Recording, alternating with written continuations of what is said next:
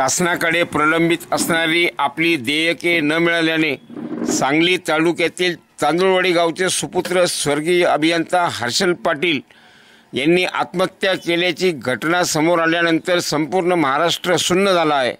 संगमनेर शहर आणि तालुका देखील त्याला अपवाद नाही। संगमनेर शहर आणि तालुक्यातील अभियंता संघटनेच्या वतीने या घटनेसंदर्भात मोठी चिंता व्यक्त करण्यात आली। झालेली आत्महत्या ही सुन्न करणारी आहे अशा शब्दात अनेकांनी आज आपली भावसुमनांजली अर्पण केली। संगमनेर तालुका मजूर फेडरेशन संघटनेचे सर्वच कंत्राटदार सदस्य, इंजिनियर व कॉन्ट्रॅक्टर बंधूंनी आज या घटनेबद्दल तीव्र दुःख व्यक्त केले। झालेली घटना ही मोठी मनाला वेदना देणारी आहे अशा शब्दात अनेकांनी आज आपली भावना व्यक्त केली।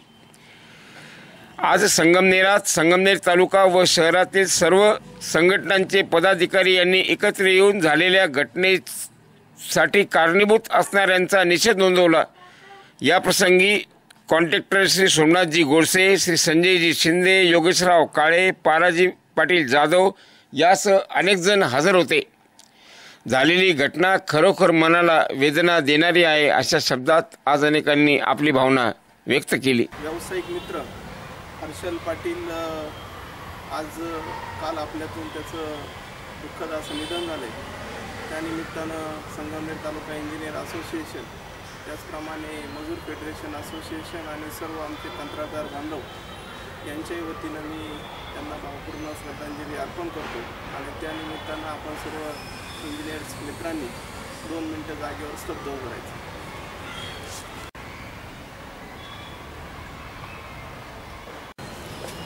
सांगायला अतिशय दुःख वाटते। काल जी बातमी ऐकली आणि आज मला सोमनाथ साहेबांचा फोन आला।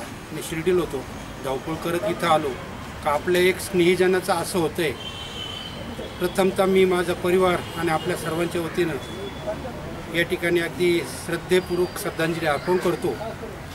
मित्रांनो, असा हा प्रकार व्हायला नाही पाहिजे। आणि झालेल्या प्रकारावर सुद्धा आत्ताच मी न्यूज पाहत होतो, त्यामध्ये तो कॉन्ट्रॅक्टरनी सबलेट केलेलं काम आहे, अमुक आहे तमुक आहे, पण दुःख झालं आहे। ती घटना यामुळं घडली, यात काही कोणी लक्ष देत नाही असं मला तरी वाटते। कारण समजा मी एक कॉन्ट्रॅक्टर आहे, माझ्या हाताखाली आज 200 लोक कामाला आहेत, मग माझ्या हाताखालच्या लोकांनी मेलं तर चालेल का, हा माझा प्रश्न आहे। म्हणजे माझ्या हाताखाली जे काही काम केलं आहे ते सबलेटच केलेलं आहे ना, म्हणजे तो माणूस गेला तर चालेल, पण मी नाही जायचं का? उद्या तो बघा, तो आता सुपात आहे, सुपातून तो जात्यात गेला आणि आपण सगळे सुद्धा आता सुपात असणार आहे। मी एवढंच म्हणाल, यातनं काहीतरी बोध घ्यावं आणि आमच्या सारख्यांच्या ज्या चुली आता बंद होत आहेत यासाठी काहीतरी शासनानं निर्णय घ्यावा। धन्यवाद। सर्व इंजिनियर्स बांधव, काल आपले व्यावसायिक बंधू, सांगली येथील व्यावसायिक बंधू हर्षल पाटील यांनी त्यांचा जीवन प्रवास संपवलेला आहे। निधन म्हणता येणार नाही, कारण त्यांनी त्यांचं जीवन त्या ठिकाणी संपवलेलं आहे। याचं कारण एक आपले व्यवसाय बंधू आहे।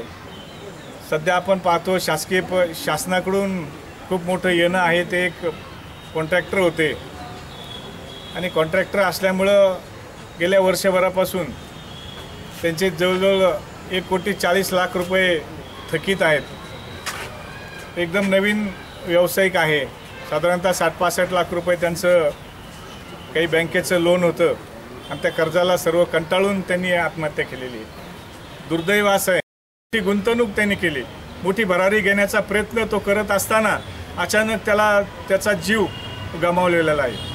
या सर्व गोष्टीला जबाबदार शासन आहे, शासनाचे निर्णय आहेत। मी शासनाचा निषेध करतो की एवढ्या मोठ्या प्रमाणात देणं असताना सुद्धा अनेक नवनवीन कामं काढले जातात, नवनवीन निविदा प्रसिद्ध केल्या जातात आणि काम घेण्यासाठी आमचे सर्व बांधव, इंजिनियर्स बांधव त्यात बळी पडतात। अनेक जणांना यामधून त्रास झालेला आहे। खरं म्हटलं तर ही आपल्यापैकी एकाचा बळी आहे। यानंतर जर शासनाकडून निधी उपलब्ध झाला नाही तर खरोखर सांगतो, अनेक मुलं जे नवीन व्यवसायात आलेले आहेत, ज्यांचे नवीन लग्न झालेले आहेत आणि व्यवसायात आलेले आहेत, त्यांच्याकडं चांगला एक मुलगा पाहून त्यांचं लग्न झालेलं असेल आणि एकंदरीत त्याचा व्यवसायात आता लगेच बंद पडण्याच्या मार्गावर आहे, अशा लोकांचा शासनानं विचार केला पाहिजे. आणि जी देणं आहेत, कारण घरातले पैसे कोणीच नसतात, मुलांच्या शिक्षणासाठी घरचे पैसे लावत असतात, इंजिनियर होतात, BE होतात, ME होतात, अनेक मोठं उच्च शिक्षण MBA करतात आणि हा व्यवसायाला सुरुवात करतात. आणि सुरुवात केल्यानंतर इकडून तिकडून पाहुण्यारावळ्यांकडून भांडवल आणून काही बँकेचं कर्ज घेऊन हा व्यवसाय चालू केलेला असतो. परंतु पैसे गुंततात, वर्ष पैसे मिळत नाहीत. बँकेवाले असेल, कामगार असेल, डिझेलवाले असतील, पेट्रोलवाले असतील, डांबरावाले असतील, कोणीही काही कॉन्ट्रॅक्टरला उधार देत नाहीत. आज मितीला शेतकरी आत्महत्या करत आहेत, दुसऱ्या बाजूला कॉन्ट्रॅक्टर आत्महत्या करत आहेत. कॉन्ट्रॅक्टर म्हटलं तर विकासाची एक बाजू आहे. कॉन्ट्रॅक्टरनी काम केलं नाही तर तुमचे रस्ते होणार नाहीत, बंधारे होणार नाहीत, पाणी पुरवठा होणार नाहीत, अशी परिस्थिती आहे. परंतु या गोष्टीचा कोणीही विचार करायला तयार नाही आणि घटना होणार नाहीत. तेव्हा माझी शासनास विनंती आहे का राहिलेल्या कॉन्ट्रॅक्टर लोकांचे सर्वांची देणी द्यावीत आणि मी या हर्षल पाटील यास भावपूर्ण आपल्या सर्वांच्या वतीने भावपूर्ण श्रद्धांजली अर्पण करतो. आणि हर्षल पाटील त्या व्यावसायिकाच्या कंत्राटदार व्यावसायिक आहे, आपला बांधव आहे, त्याच्या श्रद्धांजलीनिमित्त आपण तो जमा झालेलो. खरं तर अशी दुर्घटना घडायला नको होती. ही दुर्घटना म्हणजे आज शेतकऱ्यांच्या ज्या आत्महत्या होत आहे त्याच प्रकारे कॉन्ट्रॅक्टरनी सुद्धा आत्महत्या कराव्यात का, असा प्रश्न निर्माण झाला. भविष्यामध्ये आज जर समजा कॉन्ट्रॅक्टर हा व्यवसाय आहे, हा पूर्वी भांडवली व्यवसाय, जर भांडवल शासनाकडनं दिलं जायचं, स्टील असेल, सिमेंट असेल, इतर भांडवली मटेरियल असेल, जे बेसिक मटेरियल शासनाकडून दिलं जायचं, आज हा 100% भांडवली व्यवसाय झाला आहे. आणि त्याच्यावर टॅक्सेशन पण आणलं आहे. संपूर्ण टॅक्स सिस्टीम बदललेली आणि कंत्राटदारांनी त्याचं काम कसं करायचं. आज सिस्टीममध्ये जर पैसे नसतील, 100% अनुदान नसतं कुठल्याही कामाला मंजूर होताना. ज्यावेळी काम मंजूर होतं त्यावेळी अंशतः अनुदान येतं आणि मग त्यावर प्लॅनिंगनुसार प्रत्येक इयरली आर्थिक वर्षानुसार नियोजन ठरतं. आज एखाद्या कंत्राटदारांनी काम केलं, पूर्ण केलं आणि त्याच्यानंतर त्याला जर त्याचं बिल वेळेत नाही मिळालं तर त्यांनी अधिक म्हणजे स्वतःचं भांडवल तर घातलेलं असतं, पण बँकांचं भांडवल उचललेलं असतं. इतर खाजगी काही मार्चंट निधीच्या अनुषंगाने बाहेरून काही मार्केटमधून पैसे उचललेले असतात आणि मग अशा वेळी तो इतका अडचणीत येत जातो की म्हणजे कॉन्ट्रॅक्टर म्हणजे मी तर माझी अशी व्याख्या करेल की तो खड्डे भरणारा मजूर. त्यांनी मागचे खड्डे भरायचे, पुढं खड्डे पडत चालतात. आज अशी परिस्थिती असताना एज्युकेटेड क्वालिफाईड कॉन्ट्रॅक्टर जे आहेत, आज त्यांची परिस्थिती आज म्हणजे स्वतः तो उभं राहण्यासाठी आज शासनाकडे नोकऱ्या नाही, पर्यायाने धंद्यात उतरतात. धंद्यात उतरल्यानंतर जर अशा पद्धतीने पहिलाच त्यांचा व्यवसाय याला रसातळाला गेला, नुकसान झालं, व्यवसायामध्ये हे उदाहरण म्हणून स्वीकारावं आणि शासनाने संपूर्ण सिस्टीम बदलावी तर जेणेकरून असं घडणार नाही. 100% निधी उपलब्ध असल्याशिवाय कुठल्याही कामाची निविदा होणार नाही. ही जी घटना झालेली स्थिती अशी की त्यांनी जर एक आत्महत्या झाली, आत्महत्या हा फार मोठा विषय आहे ज्याच्या घरात घडते किंवा त्याचे पूर्ण कुटुंब लयात जातं आणि ह्याविषयी जर आपण संवेदनशील नाही राहिलो तर मग शासनाला शासन कुठलेही असो, कुठल्याही पक्षाचं असो, ते असंवेदनशीलच असतं. शासनाला संवेदना नसतात. अगदी आपण हिस्ट्री याच्यापूर्वीचा इतिहास बघता आजही काही अनेक प्रकल्पग्रस्त जे इरिगेशनचे असतील, पाटबंधारे, कुठलेही प्रकल्पग्रस्त अनेक लोकांचे उच्च न्यायालयात दावे चालू आहेत, त्यांना कॉम्पेन्सेशनच मिळालेलं नाही. आणि मग अशा पद्धतीने जर शासनाची सिस्टीम असेल तर शासनाने त्यांची सिस्टीम दुरुस्त करणं फार महत्त्वाचं आहे. अन्यथा ही घटना ही उदाहरण झाली, त्याच्यात एक टेम्पो तयार होतो, जसं मराठवाड्यात वारंवार एकामागून एक एकाने हा सायकोलॉजिकल इफेक्ट आहे. आणि तसा आमच्या असोसिएशनतर्फे जे हर्षल पाटील जे आहेत, जरी ते वाळव्याचे असतील तरी पण ते आमचे व्यवसाय बंधू आहेत आणि त्यांच्या कुटुंबाला जे झालेलं दुःख आहे, त्यांच्या कुटुंबावर झालेला आघात आहे, त्याच्याविषयी आम्ही सर्व संवेदनशील आहोत आणि आम्ही सर्व एक संघटना म्हणून त्यांच्याबरोबर आहोत. धन्यवाद. कंत्राटदार मित्र हर्षल पाटील यांनी स्वतःचं जीवन संपून घेतलं. अतिशय आमच्या संगमनेर अकोले तालुक्यातील इंजिनियर मित्रांना मनाला अतिशय वाईट वाटलं. अशी दुःख हेलावून सोडणारी घटना आहे. पण या घटनेतून सगळ्यांनी एकच बोध घेतला पाहिजे. आज आमचे सगळे इथं इंजिनियर मित्र संगमनेर अकोल्यातील उपस्थित आहे. आज प्रत्येक इंजिनियर मित्र स्वतःच्या कुठं बँका असतील, पतसंस्था असतील, इतरत्र कुठून तरी पैसे उपलब्ध करून व्यवसाय करत असतो.